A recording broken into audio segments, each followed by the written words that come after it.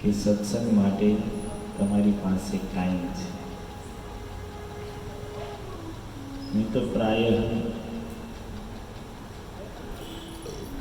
સત્સંગનું કહેવામાં આવે એટલે લોકો પાસે એક જ જવાબ છે, ટાઈમ નથી. ખબર નહીં ટાઈમ નથી એટલે એને શું આમ ભગવાને રોજના 22 કલાક જ આપ્યા છે, કંઈ કાપ મૂક્યો છે એની માટે? ભજન કરે છે એને 24 કલાક અને નથી કરતા એને કંઈ 20-22 કલાક હશે.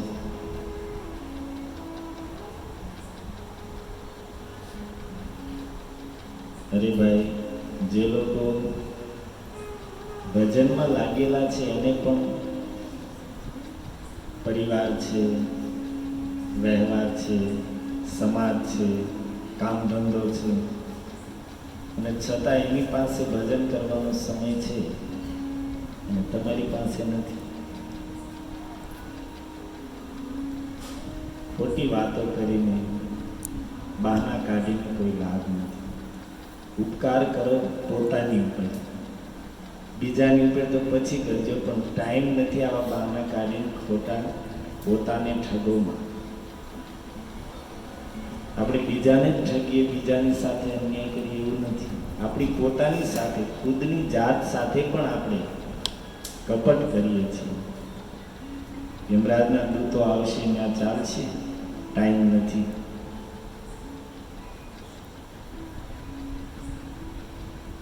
ત્યાં કોઈ બહાનું નહીં ચાલે.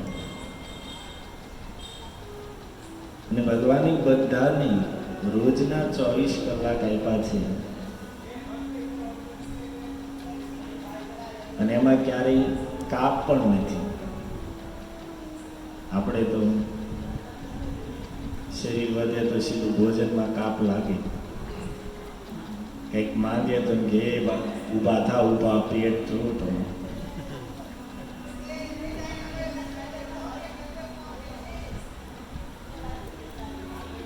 કોલેસ્ટ્રોલ આવે, ડાયાબિટીસ આવે એટલે સીધો ભોજનમાં કાપ લાગે. મંદી આવે એટલે ઘર ખર્ચમાં કાપ લાગે.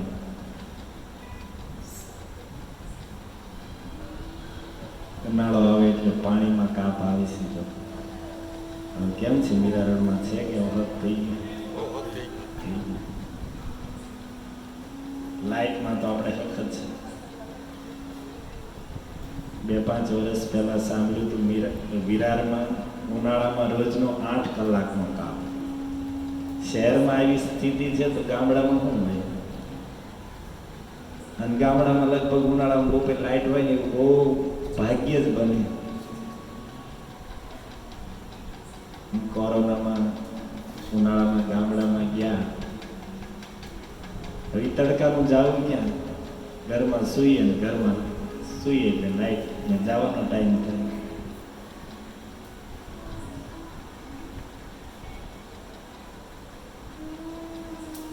મચ્છરા નીડ્યું બધું આવે તમારે.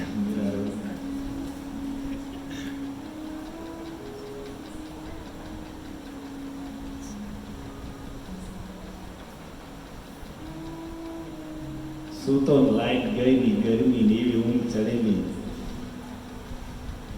તમારા એક કાકા આવ્યા, એ ચાદર પાણીમાં પલાળી 2-4 વળી કરી છાતીથી અહીંયા નાભી સુધી અહીંયા મૂકી દીધી. એવું ઠંડુ લાગ્યું ને ઊંઘ આવી. અડધી કલાકમાં એ ચાદર હતી ગરમીની સુકાઈ ગઈ. પછી આપણને ખબર પડી કે ઊભો છો ને પાછી એકવાર પલાળી અડધી કલાકની ઊંઘ કાઢી દીધી. સાંજે મને કે કેમ રહ્યું ભાઈ? પછી બપોરે ઊંઘ આવી હતી. મેં કીધું બહુ ઊંઘ સારી આવી કાકા. એકવાર વચ્ચે ઊભું થવું જોઈએ ચાદર પલાળવા માટે. તો કાલી કે હું તને ઓલો નાવાનો જાડો રૂમાલ આપીશ. અને હવે થયું એવું, બીજે દિવસે રૂમાલ પલાળીને સૂતા. એસી શું કહેવાય એની પાસે? આ બધી કોઠા હોય છે.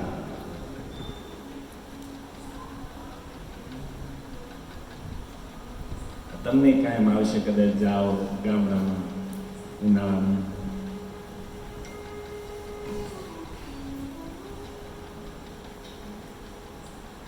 બધે કાપ આવે, લેકિન ભગવાને ક્યારે સમયમાં કાપ મૂક્યો? ઉનાળો હોય, શિયાળો હોય, ચોમાસું હોય, ક્યારે એમ કીધું કે ભાઈ 24 કલાકમાંથી ચાલો થોડા દિવસ હવે 22 કલાક 20 કલાક? ઠાકોરજીએ ક્યારેય સમયમાં કાપ નથી મૂક્યો, પણ છતાં આપણા એના જ બહાના ચાલુ, સમય નથી. પછી દ્વારકાવાળો ખીજાય છે તો રોજના કલાકોમાં કાપ નહીં મૂકે, આખી જિંદગીમાં જ કાપ મૂકી દે છે. ભાઈ ચાલ,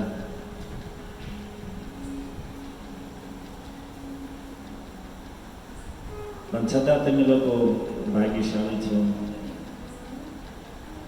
કે સત્સંગ માટે સમય છે. આ જ સૌભાગ્યની વાત છે. પ્રસંગ આપણે અહીંયા ચાલે છે વિદુરજીની તીર્થયાત્રા.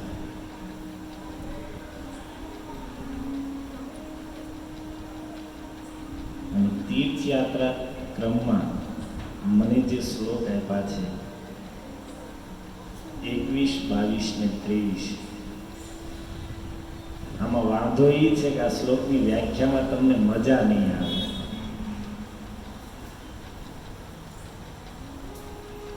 આપણને આદત થઈ ગઈ છે મજા લેવાની.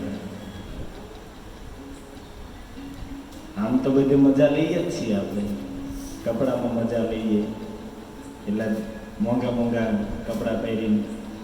ખરું લગ્નમાં આપણે વિચાર કરીએ બધા સજી ધજીને તૈયાર થઈને આટા મારતા હોય.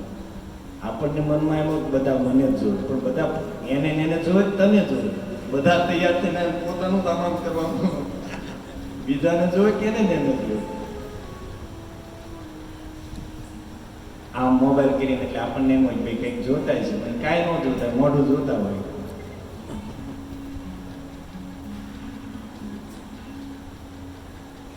ભોજનમાં આપણે મજા લઈએ છીએ, સારામાં સારું. અને ઘરે સારું સારું ખાવાનું આપણે હજી એનાથી ડરાઈએ નહીં તો ધાબામાં હોટલોમાં લોકો 50-50, 100 કિલોમીટર સુધી ખાવા માટે ધાબામાં જાય, રેસ્ટોરન્ટમાં જાય. કલાક 2 કલાકે ત્યાં પહોંચે, ત્યાં જઈને પાછા અડધી કલાક લાઈનમાં બેસે. કેટલી માણસને ભોજનમાં મજા લેવી છે. સુવામાં આપણે મજા લઈએ, કેવી મજા આવે. જો ન આવતી હોય સુવામાં, આપણને મજા ન હોય, આવતી હોય તો અઠવાડિયામાં 1-2 વાર ઉઠીને મંગળા આરતી ન જાય. પણ નથી જતા એનો અર્થ છે કે આપણને સુવામાં મોજ આવે છે.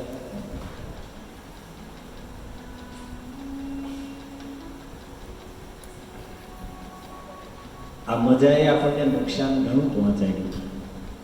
ખાવામાં આપણે મજા લઈએ પણ પૈસોય બગડે, શરીરે બગડે. જ્યાં હોય ખાઈએ મજા આવે પણ નુકસાન કેટલું છે. ઊંઘમાં આપણને મજા આવે પણ નુકસાન કેટલું છે. જે સમય બ્રહ્મ મુહૂર્તનો સમય, જે ભગવત પ્રાપ્તિનો છે, એ સમય તો આપણો સુવામાં વહી જાય. આનાથી મોટું નુકસાન શું આવે?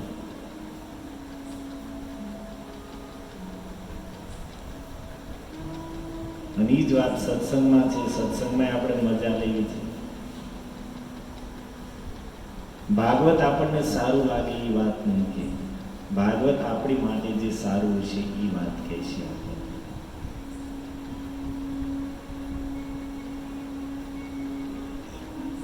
સત્સંગ છે એ મજા લેવા માટે નથી. સત્સંગ છે એ જીવનને સુધારવા માટે છે. સત્સંગ સાંભળીએ છતાં આપણે જો જીવનને પરિવર્તિત ન કરીએ અને આપણે જે કરવું હોય એ જ કરીએ, જેમ આપણે જીવવું હોય એમ જ જીવીએ, આપણને જેમ મનમાં આવે એ જ કરીએ, તો સત્સંગથી શું લાભ? મન ફાવે એમ જીવવું છે, મન ફાવે એમ રહેવું છે, તો સત્સંગથી શું લાભ છે? સત્સંગ તો એની માટે લાભદાયક છે જેને પોતાનું જીવન સુધારવું છે, જેને પોતાના જીવનમાં પરિવર્તન લાવવું છે, જીવન શુદ્ધ બનાવવું છે, કંઈક દોષોને છોડવા છે, દુર્ગુણોથી મુક્ત થવું છે, કુટેવોથી છૂટવું છે, ભગવાનની પ્રાપ્તિના માર્ગે ચાલવું છે, જીવન ભક્તિમય, આનંદમય, સદ્ગુણમય બનાવવું છે. એને સત્સંગથી લાભ થાય છે. બાકી સત્સંગ સાંભળીને પણ આપણે જો સુધરવું જ ન હોય તો પછી સત્સંગ સાંભળીને કોઈ લાભ નથી.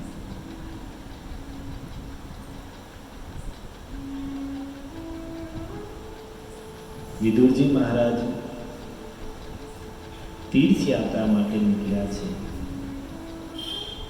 અને તીર્થમાં ભ્રમણ કરતા કરતા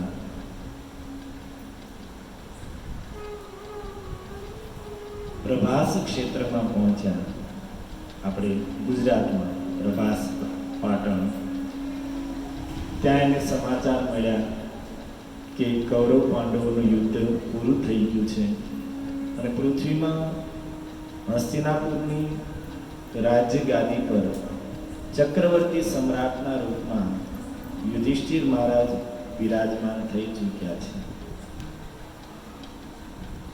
ક્ષિતિમેક ચક્રા મેકાત પત્રામ અજીતેન પાર્થા. ભગવાન અજીતની કૃપાથી પાર્થ અર્થાત પૃથાપુત્ર પાંડવો એક છત્ર સમ્રાટ બની ચૂક્યા છે. અજીત ભગવાનનું નામ એટલા માટે સંબોધન કરે છે કે જેને કોઈ જીતી ન શકે અને એ અજીત ભગવાનના ચરણોનો જે આશ્રય લે એ પણ અજીત થઈ જાય, એને પણ કોઈ પરાસ્ત કરી ન શકે.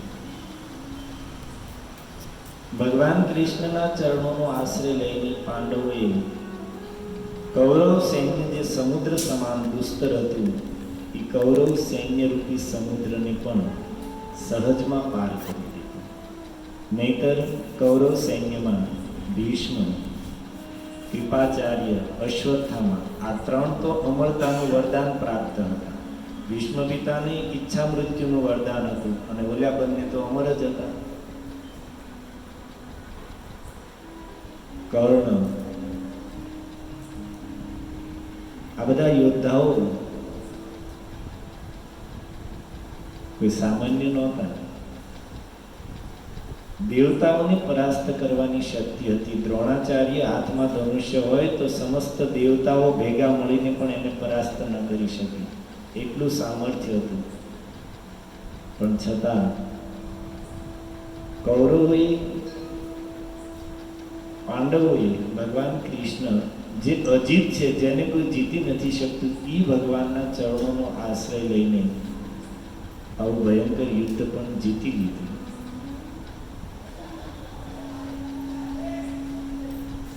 વિદુરજી પ્રભાસ ક્ષેત્રમાં પહોંચ્યા. ત્યાં એને સમાચાર મળ્યા કે પાંડવો અને કૌરવો પરસ્પરના યુદ્ધમાં જેમ વનમાં, વાંસના વનમાં પરસ્પરના ઘર્ષણથી આગ લાગે અને આખું વન બળીને સમાપ્ત થઈ જાય, એવી જ રીતે કૌરવ અને પાંડવ પણ પરસ્પરની ઈર્ષ્યા, સ્પર્ધાને કારણે યુદ્ધ કરીને અંદરો અંદર લડીને બધા જ સમાપ્ત થઈ ગયા. વિદુરજી આ વાત સાંભળી અને બહુ દુઃખ થયું, થોડો શોક થયો અને પછી ત્યાંથી આગળ નીકળ્યા. પશ્ચિમ દિશામાં સરસ્વતી નદીના તટ પર પહોંચ્યા. ત્યાં સરસ્વતી નદીના તટ પર 11 તીર્થસ્થળ છે, જેના નામ પણ આમાં આપ્યા છે. ત્રિત, ઉષ્ણા, મનુ, પૃથુ, અગ્નિ, અસિત, વાયુ, સુદાસ, ગો, ગુહ તથા શ્રાદ્ધદેવ. આ બધા જ સ્થાનોમાં વિદુરજીએ દાન પુણ્ય ઇત્યાદિ સત્કર્મ કર્યા છે અને ત્યાંથી આગળ તીર્થોમાં ભ્રમણ કરતા કરતા કહે છે, અન્યાની ચેહ દેવ દ્વિજ દેવ દેવ પિતાની નાના યજ્ઞાની વિષ્ણુ. ભગવાન વિષ્ણુના જે નાના પ્રકારના સ્વરૂપો છે, અર્થાત દામોદર, કેશવ, માધવ, ગોવિંદ ઇત્યાદિ જે ભગવાને પોતાના સ્વરૂપોને આ જગતમાં જીવો પર કૃપા કરવા માટે વિગ્રહના રૂપમાં, મૂર્તિના રૂપમાં પ્રગટ કર્યા છે, એ બધા સ્થાનોમાં જઈને વિદુરજીએ ભગવાનના એ સ્વરૂપોના દર્શન કર્યા છે. અને એ બધા મંદિરો ભગવાન વિષ્ણુના અલગ અલગ સ્વરૂપોના, અલગ અલગ અવતારોના એ મંદિરો એટલા વિશાળ ભવ્ય હતા અને દૂરથી જ એ મંદિર પર જે ચિહ્નો હતા, ચક્ર, ધજા, શંખ ઇત્યાદિ, એને જોતા જ યદર્શનાત કૃષ્ણનું સ્મરણથી વિદુરજીને ભગવાન કૃષ્ણનું સ્મરણ થઈ આવતું. દૂરથી જ મંદિરોના દર્શન કરતા, એની ઉપર જે ભગવાનના આયુધ છે એના દર્શન કરતા. પ્રભુપાદજી લખે છે કે મંદિરોના શિખરો વિશાળ અને ઊંચા એટલા માટે જ બનાવવામાં આવે છે કે લોકો દૂરથી એના દર્શન કરે અને દર્શન કરીને એને ભગવાનનું સ્મરણ થઈ જાય. આપણે ગમે તીર્થમાં જઈએ અથવા ગમે ધામમાં જઈએ, મંદિરમાં જઈએ, સત્સંગમાં જઈએ, ગમે સત્કર્મ કરીએ, એનું ફળ શું? આ બધી જ ક્રિયાઓ કરવાનું ફળ છે ભગવાનનું સ્મરણ થવું. આ બધું જ કરવા છતાં પણ જો આપણા મનમાં ભગવાનનું સ્મરણ નથી તો આપણી બધી કરેલી ક્રિયાઓ અધૂરી છે, એમાં કંઈક દોષ છે, એમાં કંઈક ખામી છે. સમસ્ત કર્મોનું ફળ છે ભગવાનનું સ્મરણ. એટલા માટે શાસ્ત્ર સ્પષ્ટ કહે છે, સતતમ સ્મર્તવ્યમ વિષ્ણુ વિસ્મર્તવ્યમ ન જાતુ ચિત સર્વ વિધિ નિષેધા એતયોરેવ કિંકરા.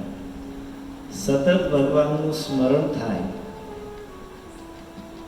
અને ક્યારેય વિસ્મર્તવ્યમ ન જાતુ ચિત, ક્યારે પણ ભગવાનનું વિસ્મરણ ન થાય. જેટલા પણ વિધિ અને નિષેધ બતાવવામાં આવ્યા છે આની માટે છે કે ભગવાનનું સ્મરણ બનેલું રહે. વિધિ અર્થાત શાસ્ત્રમાં જે કરવાનું કીધું છે એને વિધિ, અને જે કરવાની ના પાડી છે એ નિષેધ.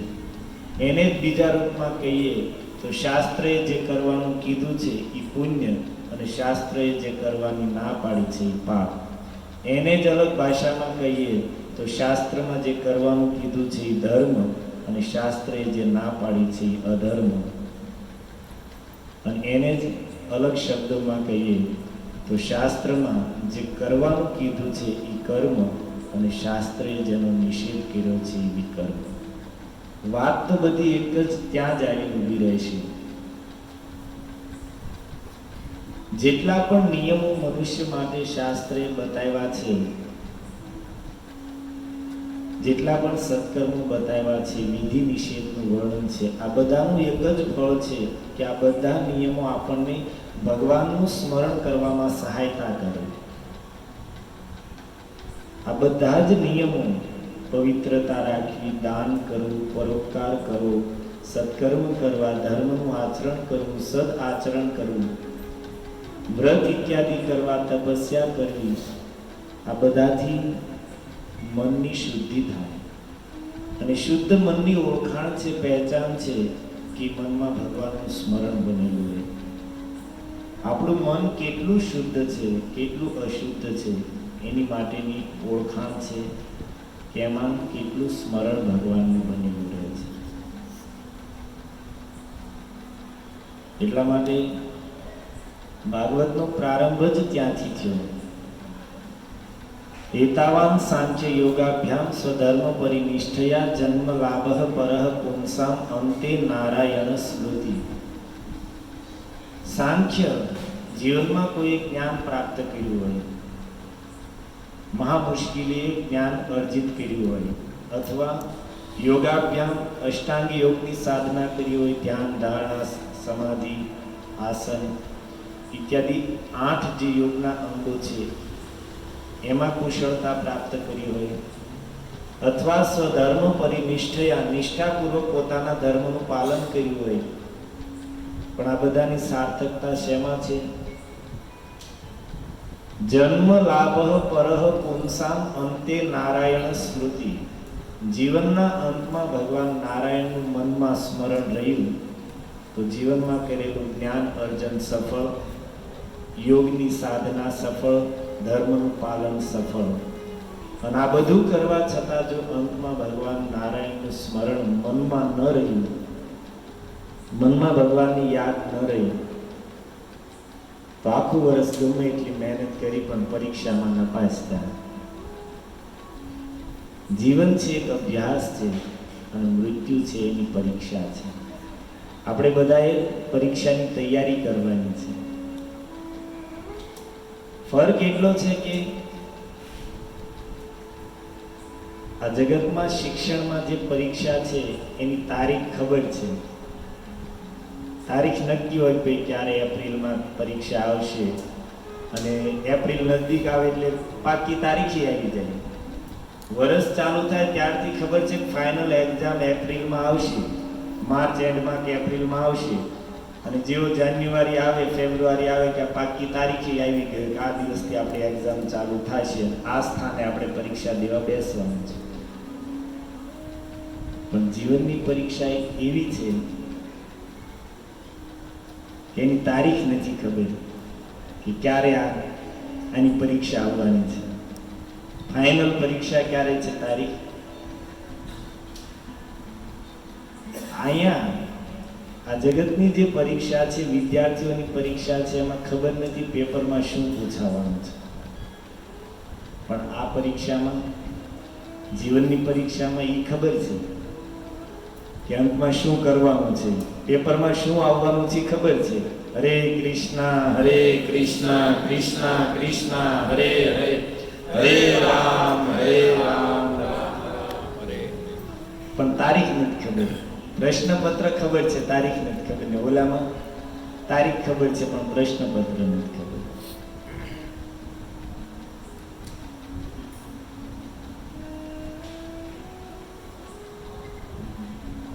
અંતિમ સમયમાં મનમાં ભગવાનની યાદ બનેલી રહે તો જીવન સફળ છે, જીવનની પરીક્ષામાં પાસ. ગીતામાં પણ ભગવાને આ જ વાત કરી, અંતકાલે ચ મામેવ સ્મરણ મુક્ત્વા કલેવરમ. અંત સમયમાં જે મારું સ્મરણ કરશે, સ્મરણ ક્યાં થાય? મનમાં થાય.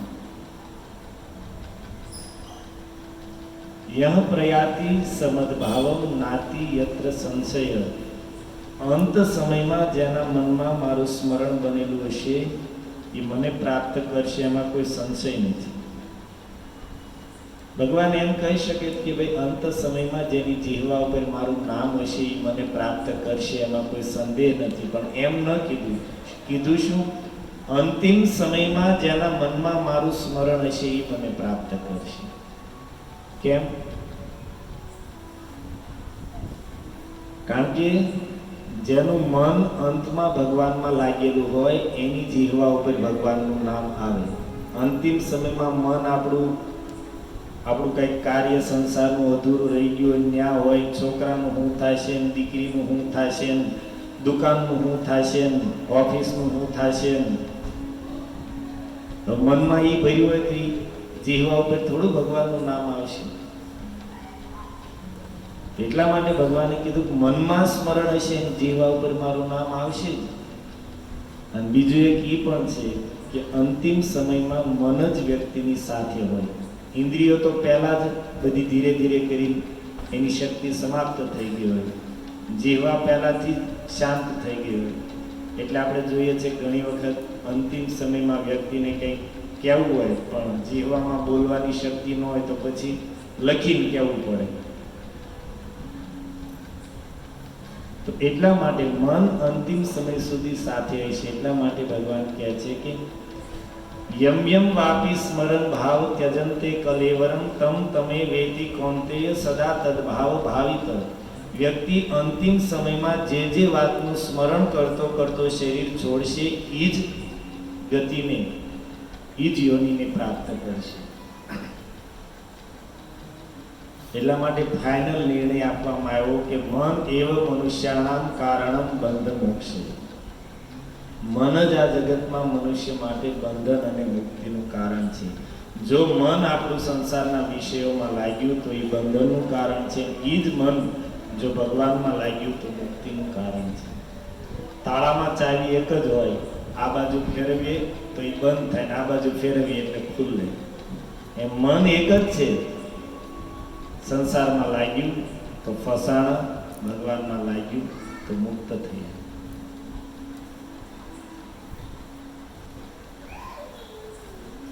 અને એટલા માટે ભગવાને આ ગીતામાં આપણી પાસે કંઈક માંગ્યું છે. શું માંગ્યું? મન માંગ્યું. મન મના ભવો, મન મને આપો. આપણે ઊંધું ગયું.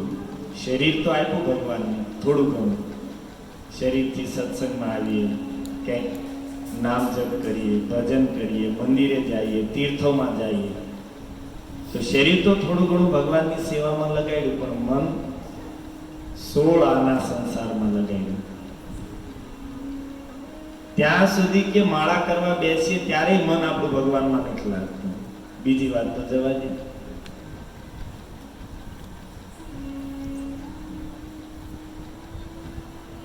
ભગવાનને જોતું છે મન, પણ આપણે આપ્યું શરીર.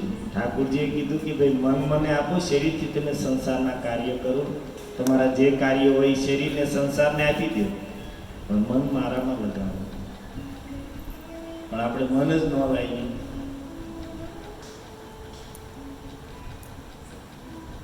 શરીરથી આપણે ભગવાનની સેવા કરીએ છીએ, પણ સૌભાગ્યની વાત છે.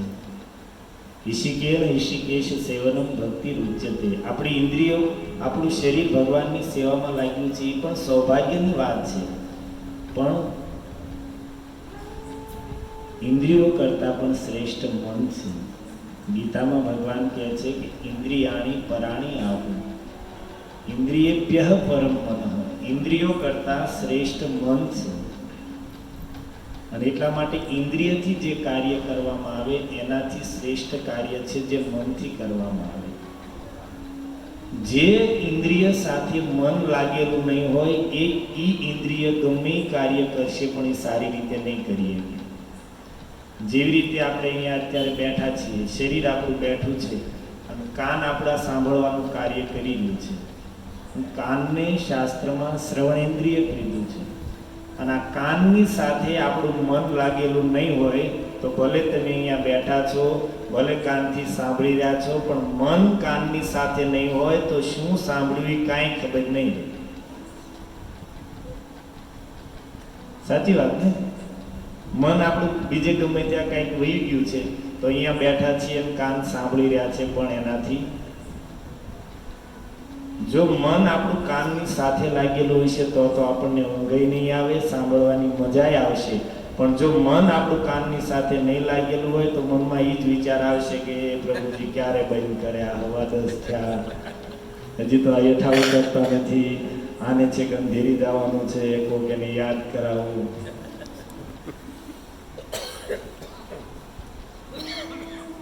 પ્રસાદમાં કેન્ડી છે, ઓગળી જશે છે ને, પછી કે આજ નથી, બીજું કઈ છે ઉનાળાનું.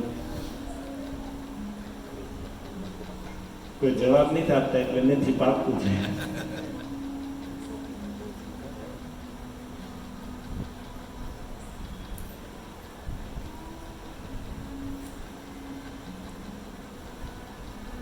જે ઇન્દ્રિય સાથે મન લાગેલું છે એ ઇન્દ્રિયથી જે કાર્ય થશે એ સારું થશે. બાકી આપણે માળા કરવા બેઠા છીએ, જીહવા માળા, જીહવાથી નામ જપ ચાલુ છે, પણ મન જો જીહવાની સાથે નથી તો એ નામ જપ કરીએ છીએ પણ એમાં આપણને કોઈ સુખ કે આનંદ મળશે નહીં. કારણ કે મન ભટકી રહ્યું છે. જીહવા હાથમાં માળા ફરે છે, જીહવા છે એ નામનું રટણ કરે છે, પણ મન નથી. તો એ ખાલી આપણે નિયમ છે એટલે માળા પૂરી કરવા ખાતર પૂરી કરીશું, એમાં આપણને કોઈ સુખ કે આનંદ નહીં મળે. પણ જો જીહવાની સાથે મન લાગી ગયું તો એ નામ જપનું આપણને સુખ મળશે, એમાં આપણને આનંદ મળશે. અને ક્યારેક એમ થશે કે હાલો 5 માળા વધારે કરીએ, પણ ક્યારે મન લાગેલું હોય તો. એક વાત એવી છે, આપણે સેવા કરીએ, સેવા શરીરથી કરીએ, હાથથી સેવા કરીએ, પણ એ સેવામાં જો આપણું મન લાગેલું છે તો એ સેવામાં આપણને સુખ મળશે, આનંદ મળશે. અને જો મન સેવામાં નથી લાગેલું, સેવા કરતી વખતે પણ મન આપણું સંસારના સ્મરણમાં, ચિંતનમાં લાગેલું છે, તો એમાં આપણને સુખ નહીં મળે. પછી શું થશે? આપણને કહેવામાં આવે કે ભાઈ આજ અમુક ભક્ત નથી, એની સેવા તમે કરી નાખો. હું થોડી કરું, મારો વારો થોડો છે. એ શબ્દ ક્યારે આવે? કારણ કે આપણને એમાં મન નથી એટલે એનું સુખ નથી મળતું. કરીએ છીએ ભજનથી, સંતોએ ભજનનો ખૂબ આનંદ લીધો છે. ભજનથી સુખ દેવા વાળી વસ્તુ છે. આપણે કરીએ છીએ પણ આપણને સુખ તો મળે છે, પણ એટલું સુખ નથી મળતું જેટલું સંતો મહાપુરુષોએ મેળવ્યું છે. કારણ કે ભજનની ક્રિયામાં આપણું મન નથી લાગેલું. ઇન્દ્રિયો, શરીર આપણું લાગ્યું છે, પણ મન નથી લાગ્યું.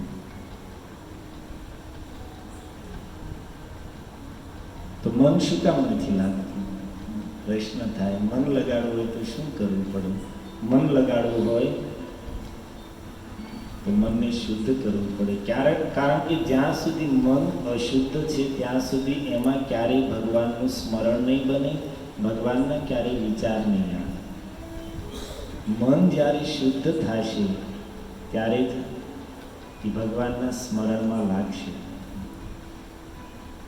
મેં તમને એટલે જ પહેલા સ્પષ્ટતા કરી કે આજનો શ્લોક જે છે એ તમને મજા આવે એવો નથી, એટલે તમે થોડા સાવધાન રહીને સાંભળજો, જેથી કુંભકર્ણ મહારાજની પત્ની આપણી પર આક્રમણ ન કરે. નિંદ્રા.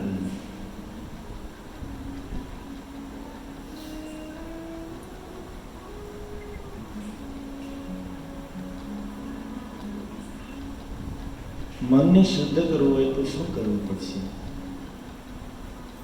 મનને શુદ્ધ કરવા માટેનો રસ્તો સૂતજીએ ભાગવતમાં બતાવ્યો છે. ભાગવતના પ્રારંભમાં જ ઋષિઓના પ્રશ્નના જવાબમાં સૂતજી કહે છે કે હે ઋષિઓ, ધ્યાનથી સાંભળો. કાલ વ્યાલ મુખગ્રાસ ત્રાસ નિર્ણાશ હેતવે.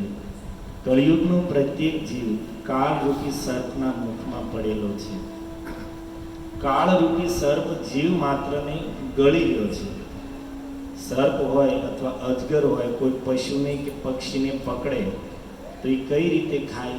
ધીરે ધીરે ગળે, એક સાથે અંદર ન લે, એ ધીરે ધીરે ધીરે ધીરે અંદર.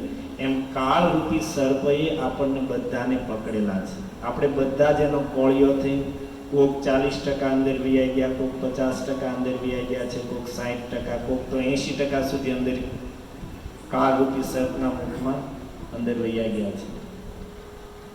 કાલ વ્યાલ મુખગ્રાસ ત્રાસ નિર્ણાશ હેતવે શ્રીમદ ભાગવતમ શાસ્ત્રમ કલો કિરેણ ભાષિતમ.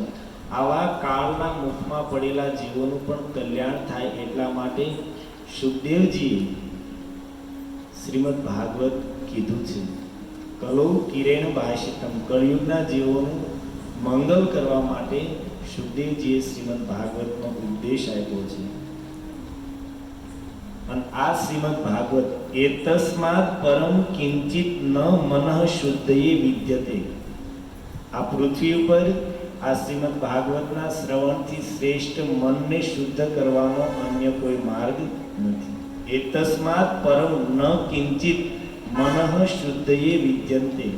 મનની શુદ્ધિ માટે ભાગવતના શ્રવણથી શ્રેષ્ઠ અન્ય કોઈ માર્ગ નથી. તો પછી મન તો બધાને ચોખ્ખું કરવું છે, તો બધા કેમ ભાગવત સાંભળવા નથી બેસી જતા? તો સૂતજી કહે છે જન્માંતરે ભવેત પુણ્યમ તદા ભાગવતમ લભેત. અનેક જન્મોના પુણ્યનો ઉદય થાય ત્યારે જીવને ભાગવત કથામાં બેસવાનું સૌભાગ્ય મળે. બધા આવીને બેસી નથી શકતા. મનની શુદ્ધિ માટે શ્રીમદ ભાગવતનું શ્રવણ શ્રેષ્ઠ માર્ગ છે. મનની શુદ્ધિ માટે શ્રેષ્ઠ સાધન છે હરિનામ. હરિનામથી મનની જેટલી શુદ્ધિ થશે એટલી અન્ય સાધનોથી નહીં થાય.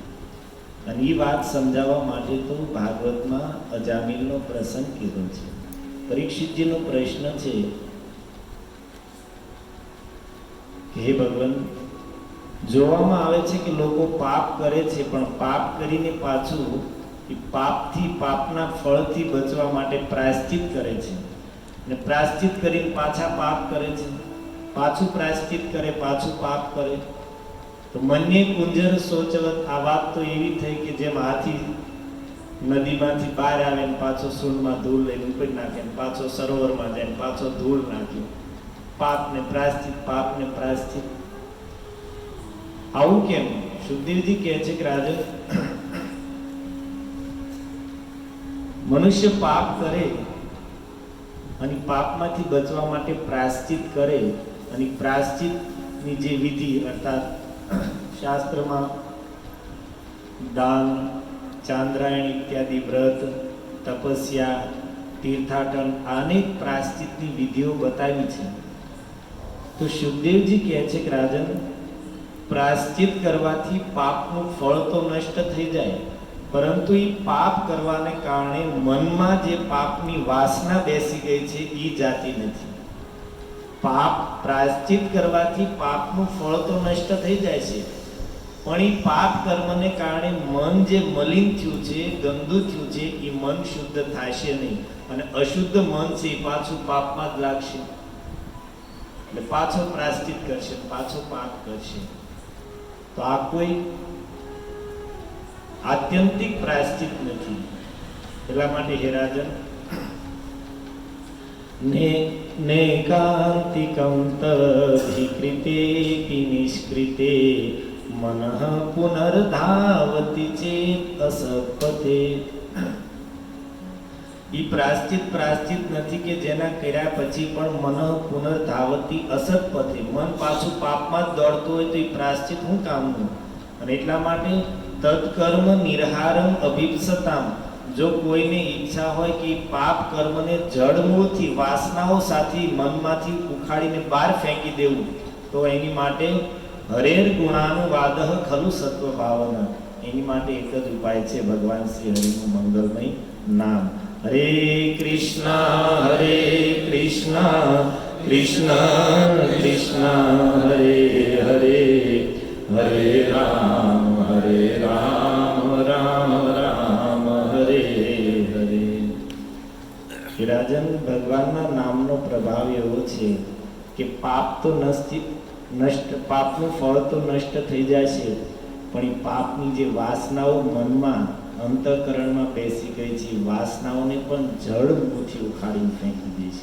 ખલુ સત્વ ભાવન, હૃદયને સત્વગુણથી ભરી દે છે, અને સાત્વિકતાના પ્રભાવથી પછી એમાં પાપ કરવાની વાસના જ નહીં રહે, પાપ કરવાની ભાવના જ નહીં રહે.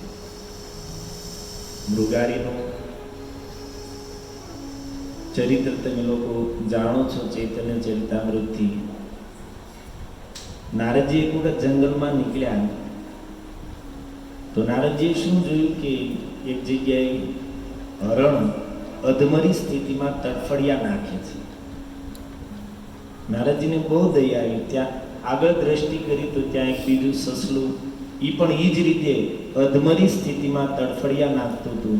બાજુમાં દ્રષ્ટિ કરી તો બીજું એક પશુ એવી જ રીતે. તો નારદજી વિચાર કર્યો કે આ બધા પશુઓ એક જ સ્થિતિમાં અધમરી સ્થિતિમાં આવી રીતે તડફડે છે, કોક તો છે આ પશુઓની આવી દશા કરવા વાળું. જોયું ત્યાં એક વૃક્ષની પાછળ છુપાઈને એક શિકારી ઊભો હતો. નારદજી એની પાસે ગયા અને કીધું, ભાઈ તે આ બધા પશુઓની આવી સ્થિતિ હું કામ કરી? અરે ભાઈ, એ કે હું શિકારી છું. શિકારી છો તો આ બધાને મારી નાખી, આ તડફાવે શું કામ? ત્યારે શું કીધું એને? અધમરા જીવ જબ દડફડ કરે તબેત બાઢઈ મોર આનંદ અનુક્ષણ. અધમરો જીવ જ્યારે તડફડિયા નાખતો હોય હું કે જોઉં ત્યારે જ મને મજા આવે.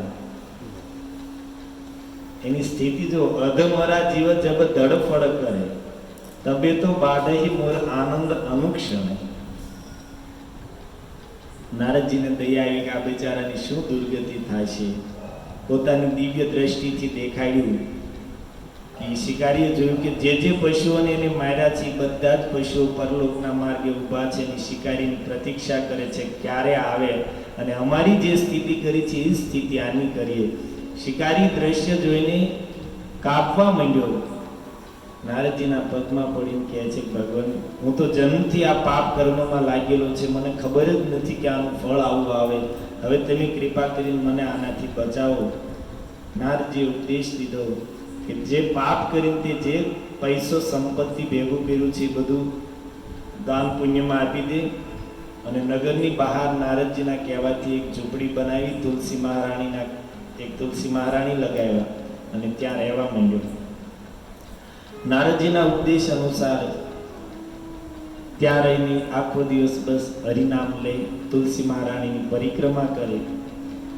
અને નારદજીની કૃપાથી આપમેળે ગામના લોકોએ જોયું કે આ શિકારી પણ આવો સાધુ થઈ ગયો. તો સ્વભાવથી બધા જ આવી કંઈકનું કંઈક એને ભોજન આપી જતા, તો એની આજીવિકા ચાલતી. હવે એક દિવસ નારદજી અંગિરાજી સાથે રસ્તેથી નીકળ્યા, આકાશ માર્ગેથી જતા હતા. તો નારદજી અંગિરાજીને કહે છે કે અંગિરાજી, અહીંયા આપણો એક શિષ્ય રહે છે, અહીંયાથી નીકળ્યા છીએ તો ચાલો એને મળતા જઈએ. તો નારદજી અંગિરાજીને લઈને આવે છે અને શિકારીએ દૂરથી જોયું કે મારા ગુરુજી આવે છે, તો દોડ્યો, સામે દોડી નજીક આવીને પ્રણામ કરે છે. પણ પ્રણામ કરતા કરતા જ્યાં વાંકો વળ્યો ત્યાં ઊભો રહી ગયો. અંગિરાજી કહે છે કે નારદજી, આ તમારો શિષ્ય પ્રણામ આ કઈ રીતના પ્રણામ કરે છે? અડધો બેઠો હોય ને અડધો સૂતો એવો પ્રણામ કરે છે. નારદજીએ કીધું કે ઋષિવર, પ્રણામ કરે છે પણ એની દ્રષ્ટિ ગઈ નીચે, કીડીઓ ચાલીને જાય છે, તે કીડીઓ નાગી કરે છે અને પછી પ્રણામ કરશે. નારદજી કહે છે કે આની એક સમય સ્થિતિ એવી હતી કે મને એમ કહેતો હતો અધમરા જીવ જબ દળફળ કરે, પણ હરિનામે એનું હૃદય એનું મન એટલું શુદ્ધ કરી નાખ્યું કે આજ કીડીઓની પણ એ કીડીઓનું ધ્યાન રાખીને પ્રણામ કરી રહ્યો છે. એટલી સાવધાની આપણામાં નથી જે આવી. આ છે ભગવાનના નામ. બસ વાંધો એ છે કે આપણે નામ લઈએ છીએ, પણ નામની જે મહિમા છે, નામની જે શ્રેષ્ઠતા છે, એ પ્રમાણે નામનો આદર કરીને આપણે લઈ નથી શકતા. એ વાંધો છે. ભગવાન કરતા પણ શ્રેષ્ઠ એનું નામ શાસ્ત્રે સંતોએ પ્રમાણિત કર્યું છે. અને કળિયુગમાં સાક્ષાત ભગવાન જ નામના રૂપમાં છે. કલિકાલે નામ રૂપે કૃષ્ણ અવતાર. મહાપ્રભુ કહે છે કે નામનામકારી બહુધા નિજ સર્વ શક્તિ તત્રાર્પિત. ભગવાને પોતાની સંપૂર્ણ શક્તિ પોતાના નામમાં સ્થાપિત કરી દીધી છે. પણ મારું દુર્ભાગ્ય એ છે, દુર્દેવ મિદ્રેશ મેહાજની નાનુરાગ, પણ છતાં મને એ નામમાં પ્રીતિ નથી જાગતી, છતાં મારો એ નામમાં અનુરાગ નથી જાગતો. નામ તો હું લઉં છું, પણ એ નામમાં મારી શ્રદ્ધા નથી, એ નામમાં મને પ્રેમ નથી, નામમાં મને રુચિ નથી. ખાલી લેવા પૂરતું શાસ્ત્રોથી મહિમા સાંભળીને સંતોના સંગથી લેવા પૂરતું નામ લઉં છું. બાકી જો આદરપૂર્વક નામ લેવામાં આવે, તમે ખાલી પ્રયાસ કરો કે ખાલી 3-4 મહિના 5 મહિના નામ એવી રીતે લઈએ કે આસન ઉપર બેસીને એકાગ્ર મનથી નામના જે શબ્દો મુખમાંથી નીકળે છે અને કાનથી સાંભળતા માળા કરીએ. સવારમાં વહેલા જાગીને બ્રહ્મ મુહૂર્તના પવિત્ર સમયમાં, જેમાં મન સ્વભાવથી શાંત હોય, વાતાવરણમાં પ્રકૃતિમાં સત્વગુણનો પ્રભાવ હોય, અને વગર પ્રયાસે એ સમયે મન છે એ ભજનમાં લાગશે. અને એ સમયે બેસીને આસન ઉપર સ્થિત બેસીને જે શબ્દ મુખમાંથી નીકળે છે એને કાનથી સાંભળતા નામ લઈએ. 3-4 મહિના અભ્યાસ કરો. આપણને સ્વયંને અનુભવ થાય છે કે આપણે 10-15 વર્ષથી 20 વર્ષથી ભજન કરીએ છીએ અને જેટલું આપણામાં પરિવર્તન નથી આવ્યું, જેટલી આપણી ભક્તિમાં પ્રગતિ નથી થઈ, એટલું આપણને 3-4 મહિનામાં દેખાય છે. રિઝલ્ટ સીધું દેખાય છે. અત્યારે એમ લાગે છે કે સત્સંગમાં આ બધા ખોટી ભક્તિની મહિમા ગાય છે, ખોટું આ કરે છે, કારણ કે આપણને તો આવો કંઈ ફરક દેખાતો નથી.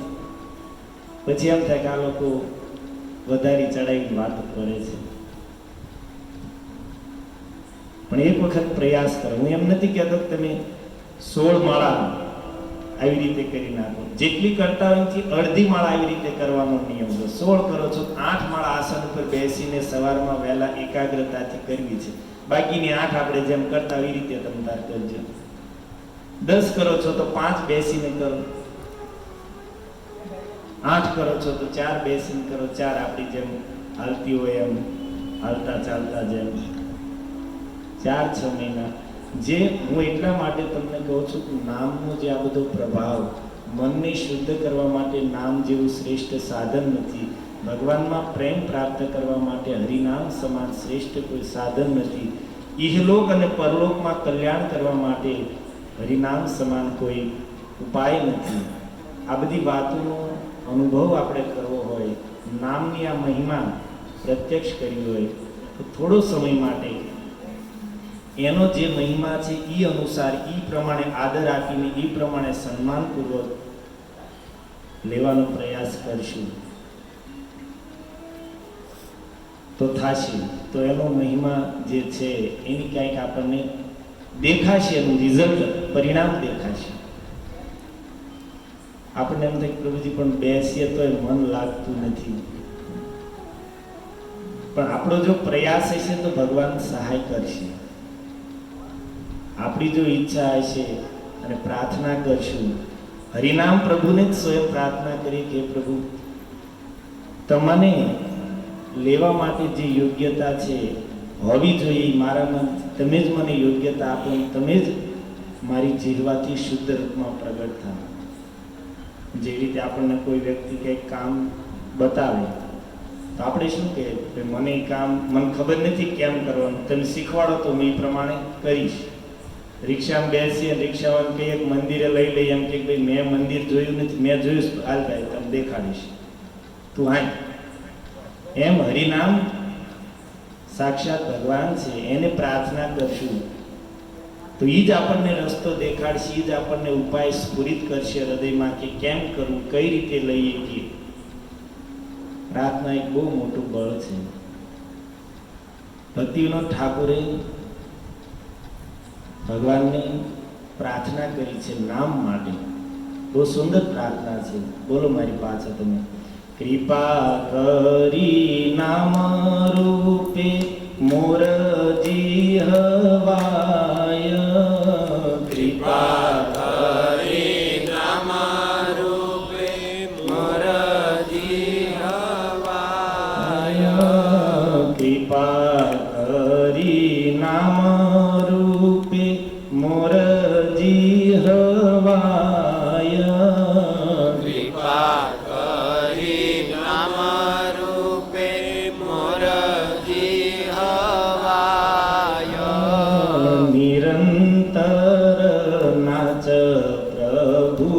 ધરી તવ પાય, નિરંતર નાચ પ્રભુ ધરી તવ પાય, નિરંતર નાચ પ્રભુ ધરી તવ પાય, નિરંતર નાચ પ્રભુ ધરી તવ પાય, કૃપા કરી નામ રૂપે મોર જીહવાય, કૃપા કરી નામ રૂપે મોર જીહવાય, નિરંતર નાચ પ્રભુ ધરી તવ પાય, નિરંતર નાચ પ્રભુ ધરી તવ પાય. કહે છે કે હે પ્રભુ કૃપા કરી નામ રૂપે મોર જીહવાય, નિરંતર નાચ. હે પ્રભુ તમે સ્વયં જ કૃપા કરીને નામના રૂપમાં મારી જીહવા ઉપર નિરંતર નાચતા રહ્યો, અર્થાત મારી જીહવાથી સતત પ્રગટ થતા રહ્યો. કૃપા કરી નામ રૂપે મોર જીહવાય, નિરંતર નાચ પ્રભુ ધરી તવ પાય. હું તમારા ચરણો પકડીને પ્રાર્થના કરું છું પ્રભુ તમે સ્વયં જ, હું તો કળિયુગનો જીવ છું, મારામાં એટલી શક્તિ સામર્થ્ય નથી, પણ તમે જ કૃપા કરીને મારી જીહવા ઉપર નામના રૂપમાં નિરંતર સ્ફુરિત થતા રહે. તો આવી રીતે પ્રયાસ કરશું. ભગવાનનો સ્વભાવ છે એક ડગલું જીવ એની સામે ચાલે તો ભગવાન 100 ડગલા સામે ચાલે છે, પણ આપણો પ્રયાસ એક ડગલું તો આપણે માંડવું પડશે ને, મનથી ઈચ્છા તો કરવી પડશે ને કે ચાલો ભાઈ મારે નામ શ્રદ્ધાપૂર્વક, સન્માનપૂર્વક, આદરપૂર્વક લેવું છે. મનની શુદ્ધિ માટે સર્વશ્રેષ્ઠ માર્ગ છે હરિનામ. મનની શુદ્ધિ માટે સર્વશ્રેષ્ઠ માર્ગ છે ભગવાન કૃષ્ણની સેવા અને એના ભક્તોની સેવા. ભાગવત કહે છે ન તથા યદવાન પુયેત તપ આદિભિ. શબ્દ સાંભળજો ધ્યાનથી. ન તથા યદવાન અર્થાત પાપી વ્યક્તિ શુદ્ધ થાય છે તપ આદિભિ, તપસ્યા ઇત્યાદિથી પણ પાપી વ્યક્તિ એટલો શુદ્ધ નથી થતો. યથા કૃષ્ણાર્પિત પ્રાણ તત્પુરુષની સેવયા.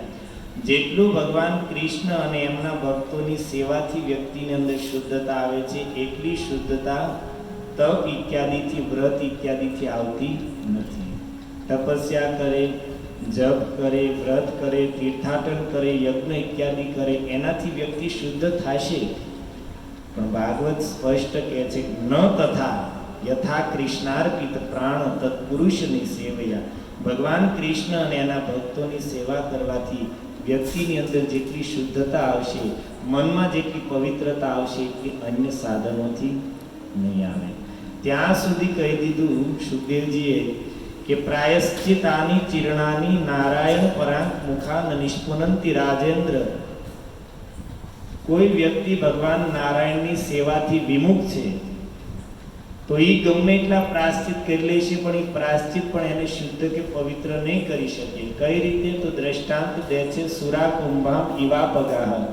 જેવી રીતે શરાબ ભરેલો ઘડો એનું મોઢું બાંધીને ગંગાજીમાં ડુબાડી દેવામાં આવે તો શું એ શુદ્ધ થશે? ગંગાજી પણ એ ઘડાને ત્યાં સુધી પવિત્ર નહીં કરી શકે જ્યાં સુધી અંદર ભરેલી શરાબને બહાર કાઢવામાં નહીં આવે.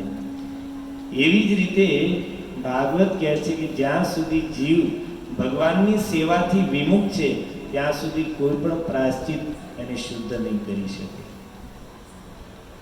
એટલા માટે મનની શુદ્ધિ, મન આપણું શુદ્ધ કરવું હોય તો એની માટે ઉપાય શું બતાવ્યા?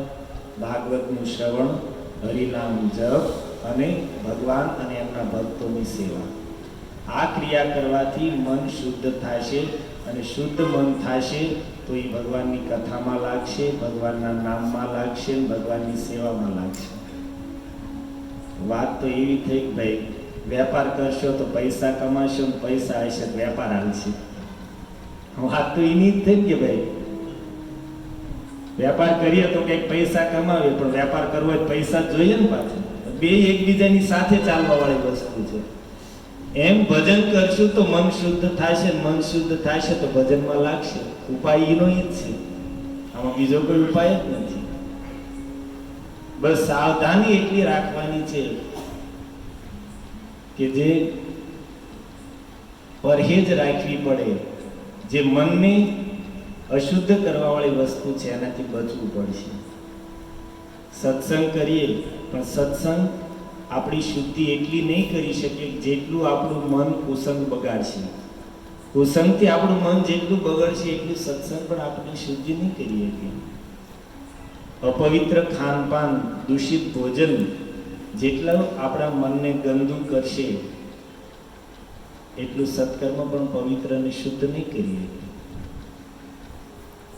રોગ જો હોય તો દવા ખાવી જેટલી જરૂરી છે એટલું જ જરૂરી છે પરહેજ પાળવી. આપણે દવાએ ખાઈએ અને ડોક્ટરે જે ના પાડી હોય એ ખાઈએ તો એ દવાની અસર ન થાય. જે ગણ કરવી પડે એ ન કરે. અમારે એક દાદા હતા, 7-8 વર્ષ 10 વર્ષ કદાચ જાય છે, શરીર છૂટી ગયું. ગામડાના હતા બિચારાને ડાયાબિટીસ આવી અને ગળ્યું ખાવાના શોખીન. તો ડાયાબિટીસના ટીકડા લઈ લેતા અને ગળ્યા વગર બિચારા રહી ન હોય. ગામડામાં તો શું હોય, એ લાડવા, બરફી, જલેબી એ જ હોય. અને એ તે ગામડાની વસ્તુ તો એ તમારે 50% ખાંડવાળી હોય, એમાં કે શુગર ફ્રી ને એવું એને હાલે જ નહીં. એ તેને પોદળા જેવું લાગે. તો ગળ્યું ખાવાનું ચાલુ રાખ્યું તો ટીકડી ડાયાબિટીસના જે ટીકડા હતા એ કામ કરવાનું બંધ કર્યું એણે, તો પછી ઇન્સ્યુલિનને ઇન્જેક્શન લેવાનું ચાલુ કર્યું. અને દાદાએ ખાવાનું છોડ્યું નહીં, ઇન્જેક્શન લઈ લીધી. પણ છેલ્લે સ્થિતિ એવી આવી કે શરીરની સ્થિતિ એવી થઈ ગઈ કે કોઈ પણ દવા કામ કરતી જ બંધ થઈ ગઈ. છેલ્લે બિચારા મર્યા અને લગભગ 1.5-2 મહિના એટલા હેરાન થઈને તડફડીને મર્યા છે. કારણ કે શરીર એવું થઈ ગયું, દવા લઈને ખાવામાં સાવધાની ન રાખી તો પછી કોઈ દવા જ કામ કરતી બંધ થઈ ગઈ. ઘણીવાર એવું થાય કે આપણે મનને શુદ્ધ કરવા માટે આ દવા ઔષધિ છે, સત્સંગ છે ઔષધિ છે, હરિનામ છે ઔષધિ છે, લઈએ છીએ, પણ સાથે પરેજ ન રાખીએ, ગમે એનો સંગ કરીએ અને ગમે એ ખાઈએ તો પછી આનો કોઈ પ્રભાવ જે થવો પડે એ ન થાય. આજના શ્લોકમાં વિદુરજી માટે કીધું છે કૃષ્ણનું સ્મરણ. એની ઉપરથી આપણે આ ચર્ચા કરી કે ભગવાનનું સ્મરણ એ મનમાં થશે કે જે મન શુદ્ધ હશે, પવિત્ર હશે. પવિત્ર મનમાં જ ભગવાનના વિચારો આવશે, ભગવાનની યાદ આવશે, ભજન ભક્તિની કંઈક પ્રેરણા આવશે. બાકી મન જ્યાં સુધી અશુદ્ધ છે ત્યાં સુધી એમાં ક્યારેય સત્સંગમાં જવાનો વિચાર નહીં આવે, તીર્થોમાં જવાનો વિચાર નહીં આવે, કાંઈ ધર્મ કે દાન પુણ્યનો સારો વિચાર જ નહીં આવે. એટલા માટે સત્સંગ દ્વારા, હરિનામ દ્વારા, ભગવત સેવા દ્વારા, સંતોની સેવા દ્વારા, ભજનની ક્રિયાઓ દ્વારા મનને શુદ્ધ કરીને ભગવાનમાં લગાડવું આજના શ્લોકનો પ્રસંગનો સાર છે. હરે કૃષ્ણ હરે